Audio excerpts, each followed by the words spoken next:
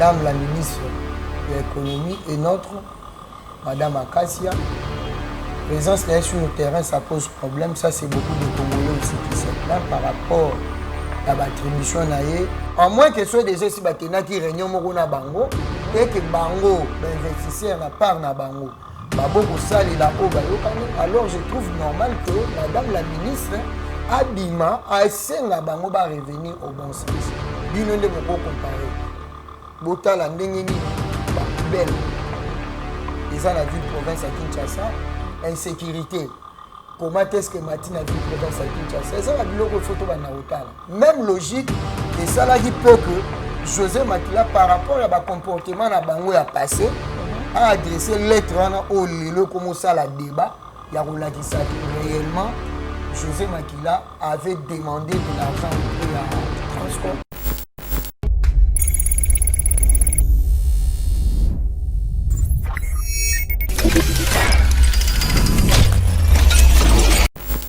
Na balandinyo so balanda kayeba TV de partout dans le monde bipa iwapi bozwaka biso na kati ya émission na bino ya éco-politique place otolobela kabino ba actualité politique ya République démocratique du Congo lelo tokolobela makambo matali ministre économie Akassia Bandubola boyebi ke mwana mboka asili bongo kopesa ndingisa na entreprise ya Pain Victoire basi la bongo na kokitisa prix ya lipa soit ba matisa volume na lipa o ezali vraiment na prix ya 200 francs tokolobela na kati émission na biso ya lelo tokolobela pe lisusu maniement na kati ya gouvernement provincial de Kinshasa mwana mboka Gentini Ngobila asili bongo kosala remaniement na kati ya gouvernement na ye et tokolobela na kati émission na biso enfin toko parler pe sur lettre au DEP vraiment asili kobimisa pona ko confirmer te mwana mboka José Makila asila ki bongo ko bimisa mbongo o yazali ko boya vis-à-vis ya population congolaise tokolobela na kati émission na biso parmi ba sujet wana nyonso tozana mwana mboka Ale Mubenga oboyebi que azalaka moko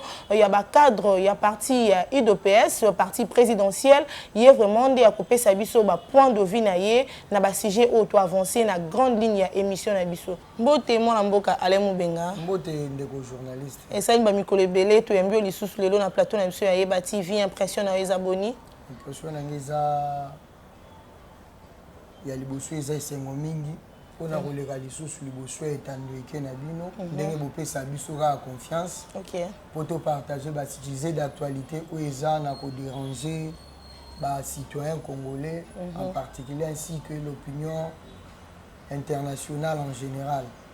Donc impression na ngeza je suis tellement ravi d'être encore ici pour une fois na Mwana mboka Madame Akassia Bandubola za bongo moko ya bandeko bauti na kati ya IDPS parti na bino lelo azali ministre ya économie akosenga na Pain Victoire bakitisa volume ya bakitisa bongo prix ya lipa soit ba matisa volume kasi motuna eza na demande na été motuna eza balobi que mingi Akassia Bandubola akopesa ba injonction mais sur terrain to komona été wana azali moto auti vraiment na kati ya parti na bino bobengaka école IDPS eza école ya ba parti ebele lelo na kati ya mboka na biso. Oui, le problème est que les constats au Basali, au Batnion surtout partagé par rapport au ministère de l'économie. Nous savons très bien que Madame la ministre de l'économie et notre Madame Akassia, présence là sur le terrain, ça pose problème. Ça, c'est beaucoup de Congolais aussi qui se plaignent par rapport à l'attribution au Italie ministère de l'économie. Nous savons que le ministère de l'économie est un ministère vraiment très complexe. Oui, il y a des exigences et puis des difficultés par rapport à la crise où il y a Covid-19 alors vous trouverez que c'est là qui veulent vraiment tenir rigueur sur la ministre. Donc c'est un bango ba mekampe kocha mwamba ina vinyopo pandémie où ebeti biso nyonso tout ebi comment est-ce que et touché l'économie presque du monde entier.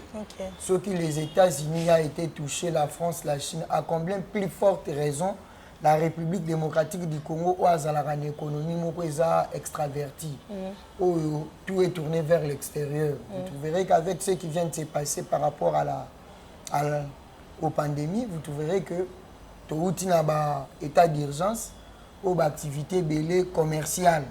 ils allaient presque suspendus en attendant tout le résoudre le problème à Covid-19.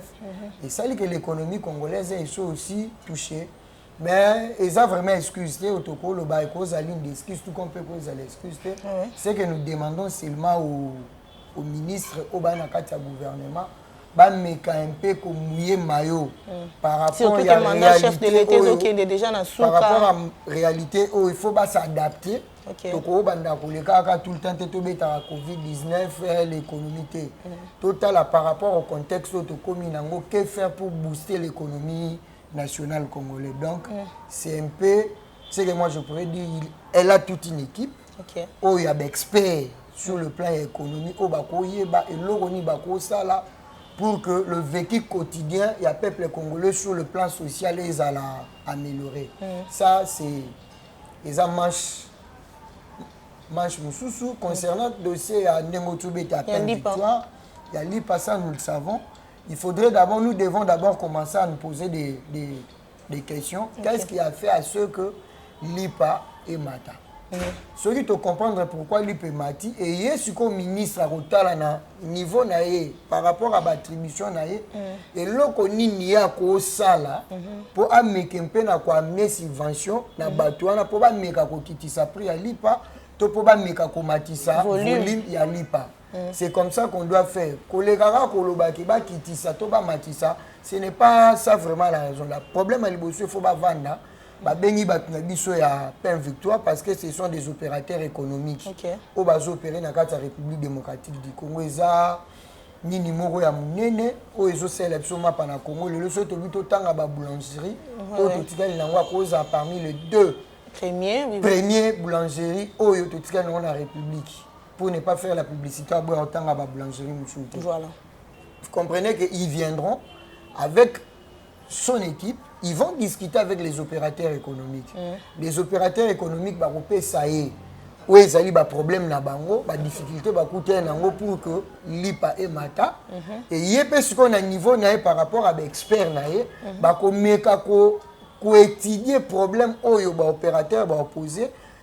Étudier et y l'État tali quel est son apport par rapport à l'investisseur pour que l'investisseur va servir le peuple congolais dans le peuple d'abord. Voilà. Donc ils ont été que nous avons dit à Sabatukete bon matissa volume tobo kitsa sans pourtant que en tout cas dans un état de droit ça ne se fait pas comme ça. À moins que ce soit déjà si batena qui réunion mokona bango et que bango investisseur na part na bango. Alors je trouve normal que Madame la ministre Adima a essayé de revenir au bon sens. Donc c'est un peu ça le problème de l'économie, ça me touche bisognon surtout. Mais et l'autre aussi et que ça ne peut pas si le ministre économie a le côté du moment qu'il y a outil na kata partie na bino. Effectivement maman il faut ça la biso pas si pour talara mutune tingayo elonge au place surtout na ko le kalelo o na le kaka les batala nga na kombo famille na biso te mais ba koma kotala ngai na kombo ya famille politique on nazo ko appartenir. Ça veut dire que to beti ba débat ebele o biso moko to zala ki ko critiquer ba zala ki ko diriger et aujourd'hui biso to ça la politique il y a au déshabiller Saint-Paul quoi bien Saint-Pierre. Donc biso faut toi un changement. Autocritique qui lobby les lots il faut biso toi apporter amélioration parce que l'amélioration est un processus il y a vie à Moutou. Donc c'est le processus de toute une vie. Donc aujourd'hui là nous on ne peut pas aussi accepter Toto Bandarovanda et ça la biso pas cité lorsque les Congolais sont en train de se plaindre par rapport à la situation économique. Ça doit nous déranger parce que ce qu'on a dit combat na biso to bundelaki et ça la résumé dans le slogan na biso to beta le peuple d'abord. Le peuple d'abord ça veut dire il faut améliorer ma condition sociale du peuple congolais. Et par rapport à l'amélioration de ma condition sociale du peuple congolais, l'économie azan akati, azan élément makati soit jouer pour que ma vie et mes canards changer. C'est notre ministre. Nous savons très bien que au fur et à mesure que toujours qu'il n'a qu'à avancer et que ça là que tout mes canards améliorer. Ça veut dire aussi que les remaniements peuvent y aller.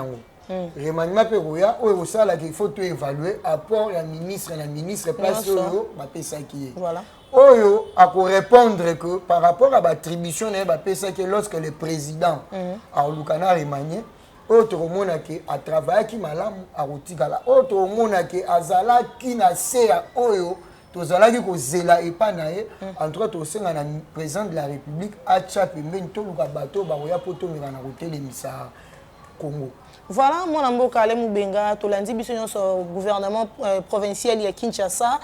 Le Gentini Ngobilawa azali gouverneur asili bon ko remanier gouvernement na ye entre autres Babilonga Sikekoti tomoni Ozé Badi Bangawa azali pe ya bino ya Ligue de Jeunes a koti pe na kati ya gouvernement provincial wana tango moni liste ya ba ministre o vraiment lelo bazui ki bokonzi po ba gouverner ville province ya Kinshasa yo au sali lecture na ndenge nini lecture ya sortie ya gouvernement provincial au Baucho remanier je dois être sincère ça je l'ai aussi appris par les voies des ondes.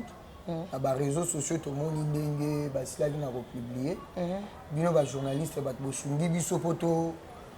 tous au courant, il y a remaniement, mais c'est gentil, c'est bien bon le remaniement, ça c'est vrai.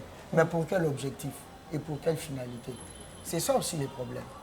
Et parce que lorsque vous dites remaniement, mais lorsque nous regardons la dite liste, il y a remaniement, vous trouvez que je pourrais me permettre à réfléchir à haute voix à dire que 90% il y a des ministres qui na gouvernement na ye o euti na koleka bazo misi bango. Vous comprenez que ceux qui sont na bilongo koko cause à 2 ou 3 bilongo mo boye ya sika o ekoti.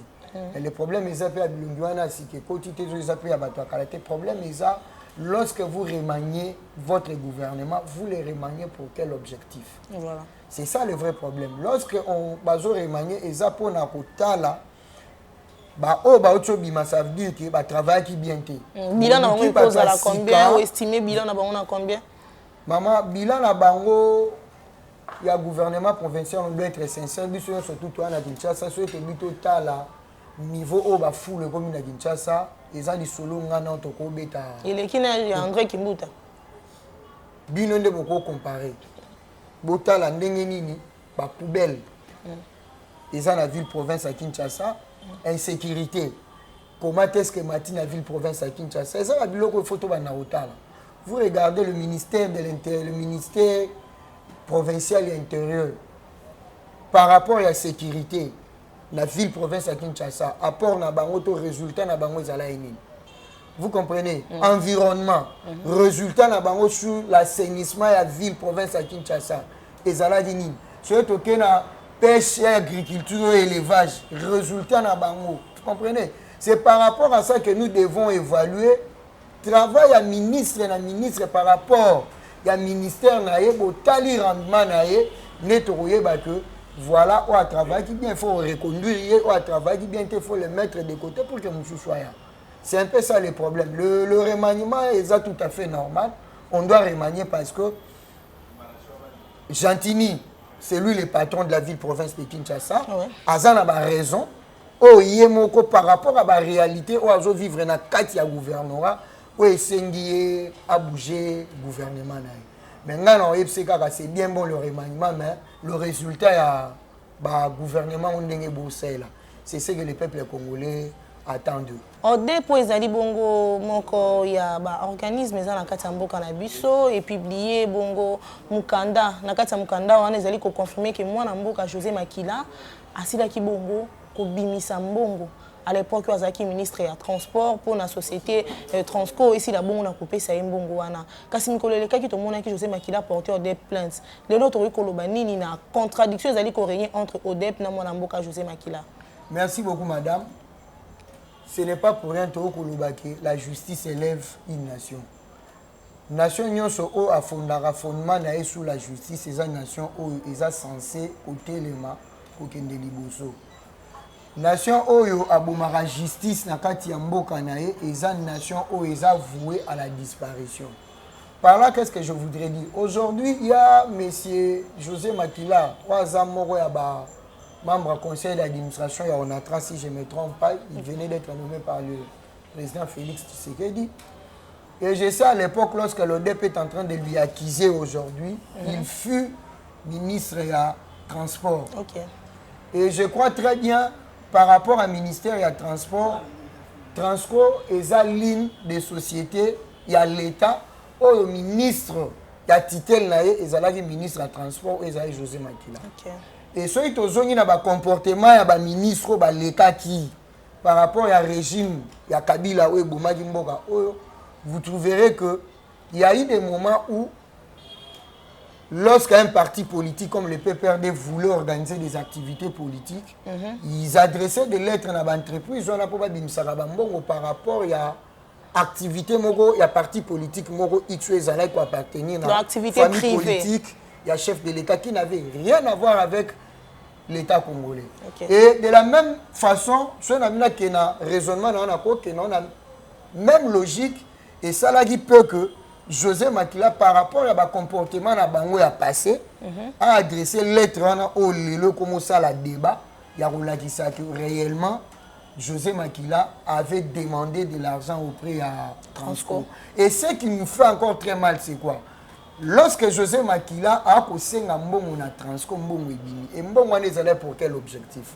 Entre-temps, ce qui la Transco Lelo, ce qui a dépôt à Transco, au kuta babis ebele et lalipo et zangi ba pièces de rechange o ba kokaki na kokende na kosomba po bacha mitukane za na balabala pour na ko faciliter transport ya ba citoyens congolais plus précisément vivant en Kinshasa. Okay. Vous trouverez que Mwana Azui a tchaki na libenganae a au sala maramne moro privé.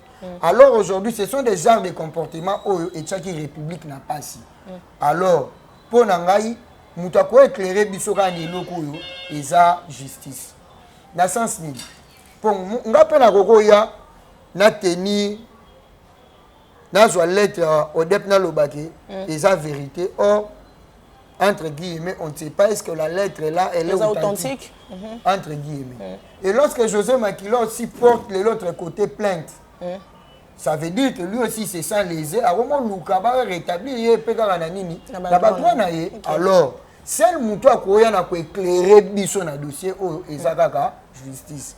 Procureur général Azawana, Azala na quête mission na Eza, Koluka, infraction, ko qualifier et puis ko bandenga au sel.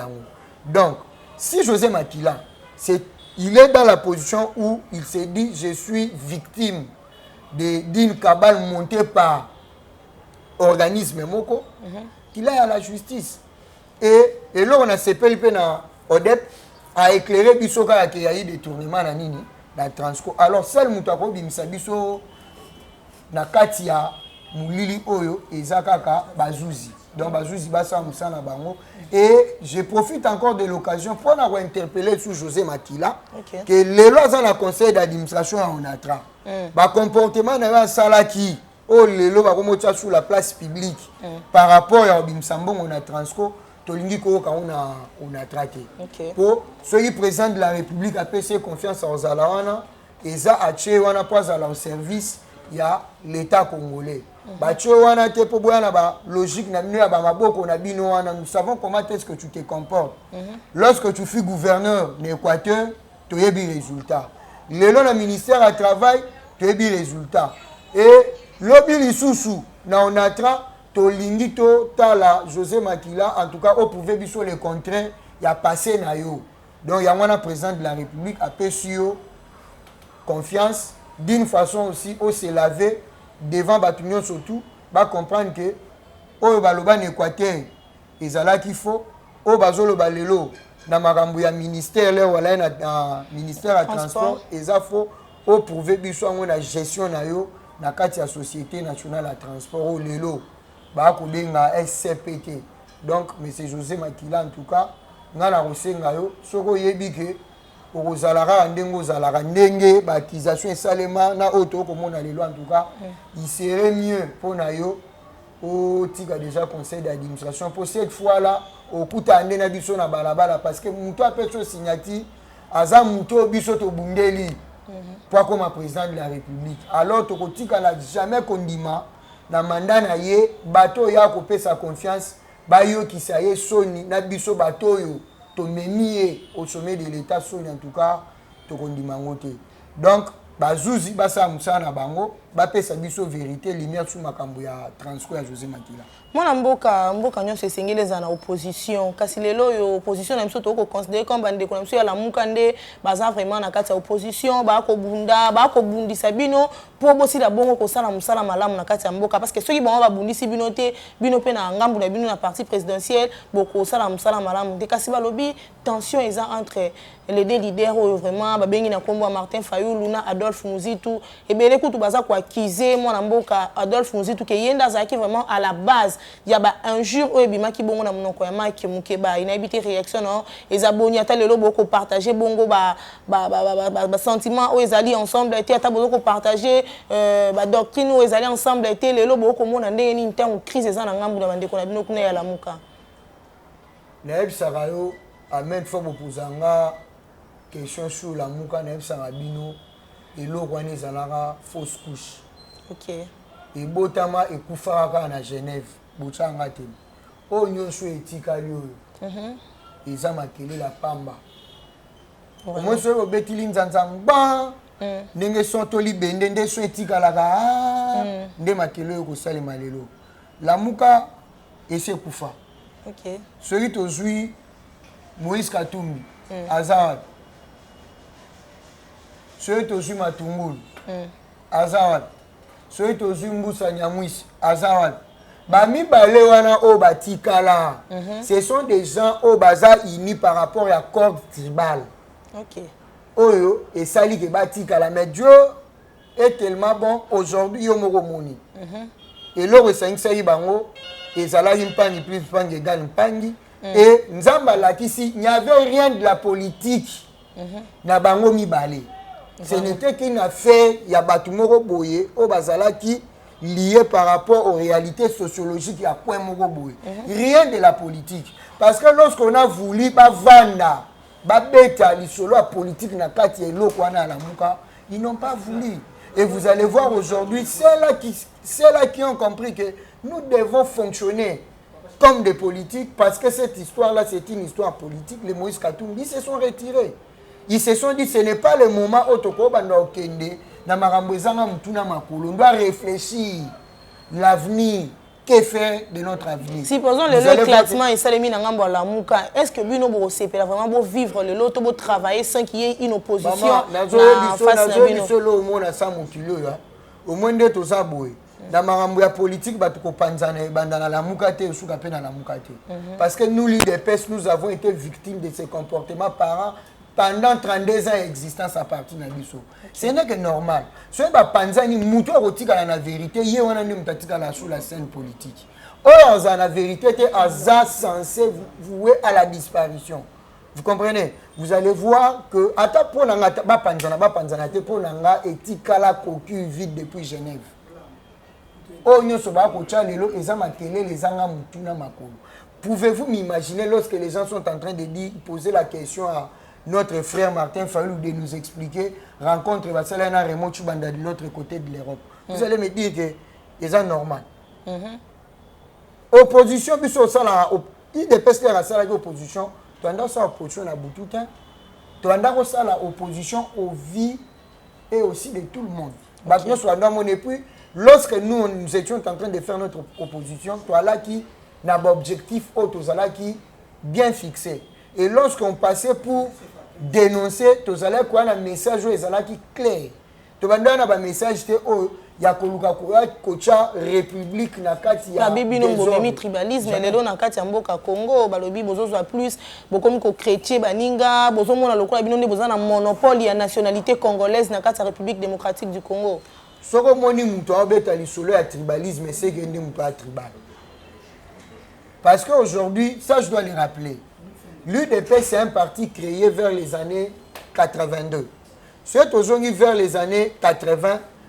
Ba père fondateur, père, bazalaka inspiré dans lettre à 52 pages. Ba outé presque dans la province. 4 coins de la République démocratique du Congo zala représenté. Et lorsqu'il s'est décidé aussi, il a co-créé UDPS, je vous dirais, UDPS ce n'est pas une affaire de Kassaïen. Si je prends le vieux Kyungu, je prends le vieux Lumbu Maloba, nazui vieux Nangai Mbwankiem, nazui Biringamine, nazui Mbombolona, nazui Tshisekedi, nazui Ngalula Mpandanjila, tous ces vieux-là. Il y a quatre coins à la République démocratique du Congo étaient représentés. Autre le Basso, totali 4 langues nationales parmi les pères fondateurs au Kouta Batouabandundu Bazalaki, Banekongo Bazalaki, Batu Équateur Bazalaki, Batu à Est Bazalaki, Batu à Katanga Bazalaki, Batu à Centre Bazalaki. Et lorsque les gens veulent dire que c'est tribalisme, moi je trouve très mal. Je trouve très mal que Batba Léon a le sola tribalisme, place tribalisme ça c'est vraiment quelque chose que Robert a dit solo. Ceux qui ont au Zonga, dans le cabinet, il y a fait président Kassavoubou à l'époque. Bon, comment est-ce que son cabinet était composé? Vous allez comprendre. Ceux qui ont dans le cabinet à Mobutu, vous regardez le cabinet de Mobutu, vous regardez dans l'armée, vous regardez dans les services de sécurité, dans les services publics. Vous ne me direz pas que lorsque Mobutu avait mis tous ces gens-là, les avait placés, c'était du tribalisme. Non plus. Tu es dans le cabinet à Joseph Kabila lorsque les cas qui habitent sur Boyebi, tout ça, et Zalagi Bironyo sur tout ce côté, Mina Sema, Mina Nafanya, Mubambe, Mufunge. Nous les savons ici, mais aujourd'hui, ils ont un cabinet, mon côté sur le côté, le lot, moi, et tout, Tawan, ça, et ça, bateau, bazo, yebelo, bazo, lukate. Ils ont vite compris, avec la philosophie, avec la façon de faire les choses, le président Félix, on a IDPS, ils ne vont plus se retrouver parce que, basé sur un discours. Alors, comme ils n'ont pas de discours, qu'est-ce qu'ils veulent? Ils vont quitter ça, na ba débat moro oyo, et ça, non-sens. Bisoto quitter na ba débat parce que le Congo avance avec ceux-là qui sont compétents. Lui, Sabo, chef de l'État qui est à Goma. Et ça, Sabo, chef de l'État qui est à Goma. Il faut vous avoir une information. Le président voulait faire un voyage aller-retour à Zonga. Mais il y a par rapport à l'agenda, par rapport à dossier dans l'Est de la République habitée. Je ne vais pas aller dans le Moni Batnazongité. Et le président a reporté. Voyage a annulé. Voyage a reporté pour le mois d'octobre. Si je ne me trompe pas, et vous allez 7 octobre. Et le président va aller à l'Est de la République pour ça la ART, mais pour avant à discuter.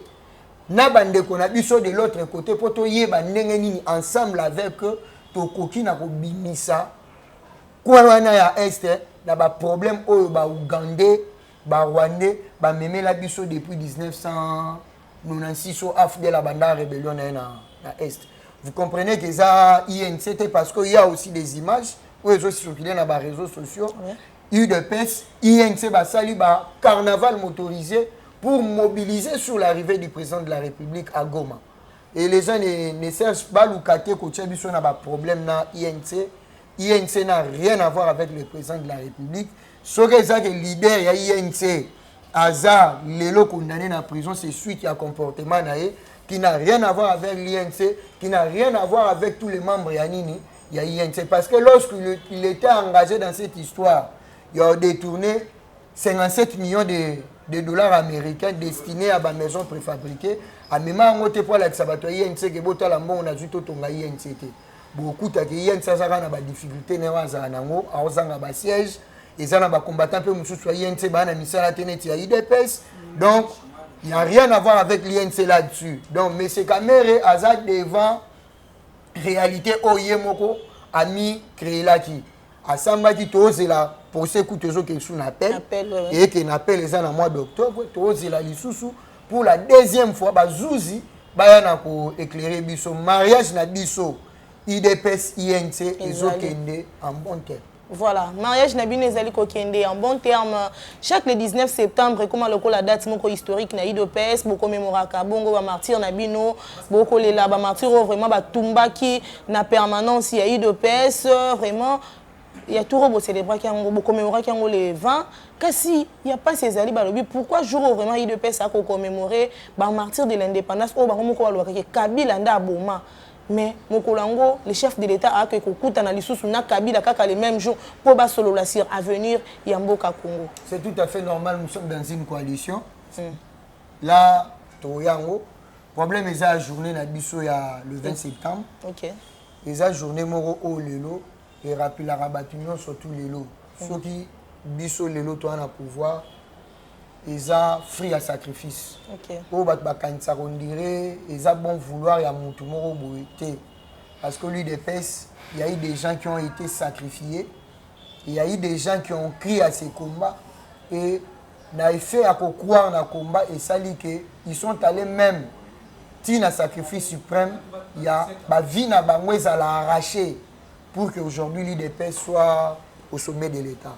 Le 20 septembre, il y a une journée des dias qui ont une journée à base, où on a commémoré Batunabiso Nyonso, où on a Koufaki, pour commémorer l'alternance pacifique, où le fait Etienne Tshisekedi a prophétisé. Donc par là, vous allez voir, il y a ceux-là, Batumba la permanence, où les lots, tu as perdu les lots, balingi ba comme bimane tu ba victime, ba boma les lots balingi ba la tsabiso que baza ba victime en tout cas, et c'est le mot toko sepela na ngote et biloko ya marque wana na IDPS au sommet de l'État et koki na kotika la kana ko salemaka lisusu te plus jamais ça. Le Congo que nous voulons construire biloko ya boeko ko ya te yango wana.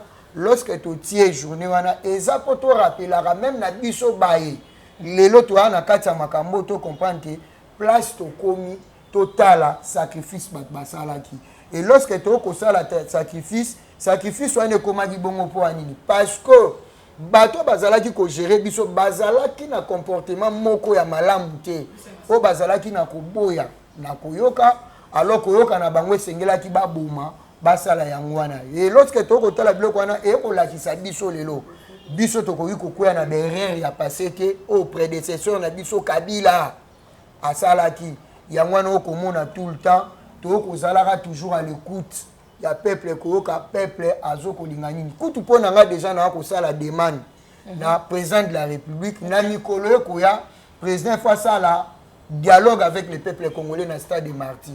Il faut que tu solo y a évaluation un mandat chef de l'État dans le stade de Martyrs. Président est dans le stade pour Aroya dans le stade a pesi biso ba grande ligne oye sengela ka sala biso totali oye salemina oye salemité totuni président poini ne salemajité et le président soka yebisi biso et na ciment et là on sait na kana batnyo surtout biso nyo surtout photo comme ba sentinelle ya ba travaux ya chef de l'État ou ezoko kende pour le bon fonctionnement de l'État congolais et ça la gratuité et enseignement biso moko ba parents il faut totika la ba premier sentinelle a royer banako veiller à ce que gratuité wana et ça la nini et le kanako continuer ça veut dire parents nyo sur place a ko kende ko komisa mwana na ye soka moni nya bandi il faut ko dénoncer poto yeba ba école o ezoko lingana ko bundisa avenir ya bana na biso lobi toyeba na mesure ni tokozela bango dans l'avenir pour que la gratuité éthique la effectif et puis éthique la définitif dans la République démocratique du Congo même pas na ba chantier non surtout à chef de l'État place nous son nzele ko sala mabobi déjà que nzele bandaki mais nzele silité il faut ko sala nini il faut ko ya ko dénoncer to ba que entreprise ni ezwa ki mbongo et pour na nini misale katani oh c'est ça le Congo que nous voulons. Au moins que soit to évoluer na ndenge to ko loba boye ba martyr na mboka oto tika la kozana bango lisuke. Yango no ko mona to sengi kana ba famille o ba kufela ki en tout cas to ebi ke ko sala pasi basa la kimia nous savons comment est-ce que l'État congolais est redevable na batuana. Donc c'est un peu ça par rapport à ba martyr. C'est que je dis et les journées on a été les journées historiques pour na biso pour tout que biloko ya marque wana na mboko yo et kozonga et surtout que ba benga bino parti milice que IDPS a ko sala ba milice on a réaction na ezali bonita l'IDPS n'a jamais envisagé un jour ya ko luka ko ba milice pour je comprends très mal aujourd'hui là le président de la République IDPS parti au pouvoir, ceux qui ont besoin, les autres ont soldats qui sont en milice. Tu relances un recrutement officiel. Recrutement officiel et les combattants vont aller s'enrôler. Et ils vont aller s'enrôler officiellement bakepe formation ba yesan que république et ba UDPS atingi ba. Est-ce que le président de la République ba bengi magistrat suprême wa ko la mkana tonga bengi ministre de la défense dit venez ici par rapport à ce qui se passe à l'est, qu'est-ce qui ne va pas?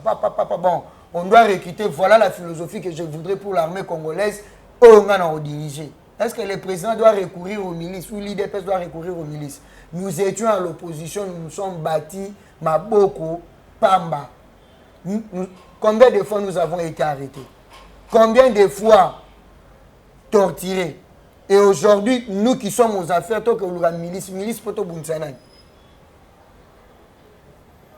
Voilà, Toko Minasuka émission de M. Alelo. Merci beaucoup vraiment. On a mon ambo Kale Moubenga. Message no Yasuka pour clôturer l'émission de M. Alelo. On a félicité les lauréats au Baoto publié dans l'année scolaire 2020.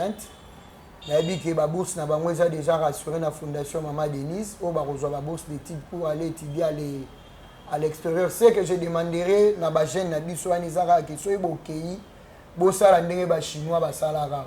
Bake kotanga ba memi expertise wana poto tombola Congo. Soye bobimi en tout cas boki maté waneza demande na ko sala bino puis la souhaiter sous ba bonne chance na ba onyon surtout batikali ba zui chance aux ba lauréat mais ba ko zela ba résultat ba zala motema kokita ba résultat kokita et robima soye ba résultat bimi ba o ba rejoindre la félicité bino ba o pe ba rejoindre courage c'est pas la fin du monde la table blanc zongi la classe, tu as besoin de bino pour Congo lobi faut élément espoir na biso to ko tchanka na biso jeunesse et à part ça aussi UDPS famille politique nanga je sais très bien que d'ici là to procéder na travail moko to a déjà na rosala pour la composition de la fédération à ligue des jeunes to déjà na kata ko travailler dans les jours à venir bon on a ba décision ko bima porta ba nomination à la fédération à ville province ya Kinshasa ainsi que ba province mususu en premier pour que tout le monde déjà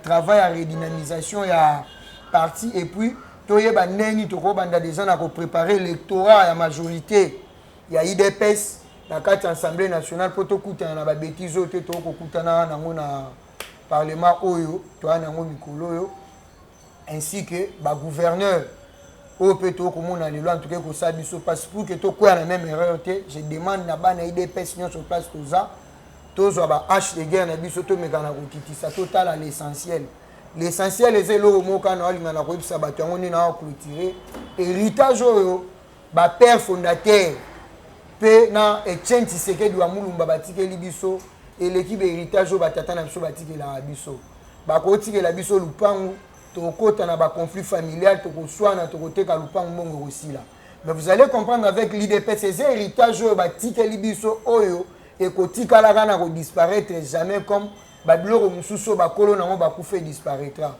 empire ba kube kufa pepe kala kufi akufi na empire ba kuba Luambo akei na okedias papa Wemba il y a pas plus longtemps qu'il vive la musique dans les oubliettes mais avec l'IDPS à la différence Tshisekedi part l'IDPS au sommet de l'État. Ça veut dire que cette histoire est à bisognon surtout. Osala d'accord na mutute boya total à oise essentiel pour na rebati là et l'eau na biso et les moitiés. Donc c'est un peu ça. Oisala qui mot de la fin nanga et puis la remercier moko journaliste, la remercier ndeko nanga pe caméraman et pourquoi pas les DG à Yeba TV. Voilà encore une fois, merci mingi na mwana mboka ale Moubenga pona vraiment ndengandima qui invitation na biso na mokona lelo. Merci na Meshak Ochudi, merci l'équipe technique Mobimba ya Yeba TV. Un grand merci à Malachi Malamba, vraiment bambote na yo ici kozali, bambote na bato nyonso balanda kabiso de partout dans le monde vraiment, ceux qui est soit zongi tinga na bino to kutani na mikro ya.